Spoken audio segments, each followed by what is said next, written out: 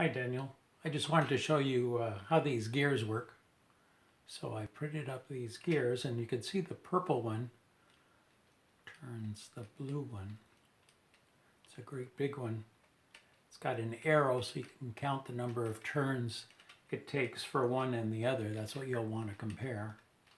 And it's got a little hole in it here for a pen. So you can put a little pen or a stick in there and turn that guy around like that. Now you can change the gears. This blue one pops out. I can put a green one and they snap together like that. You can see that.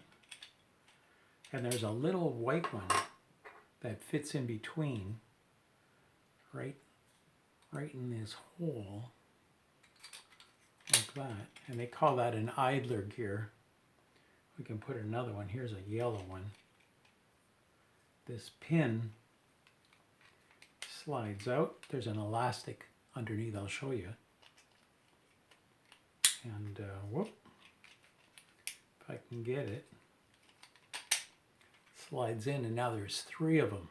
So they'll ask you about, rotation, what direction is better, that sort of stuff. Now look behind. There's this round spot. All the elastics go around there, and they come around to that top of that piece. And there's another one that goes here. Now my elastics were all too long, so I tied a knot in them. So you take an elastic that's long, and you just tie a knot in it like that. Makes a shorter elastic you can use.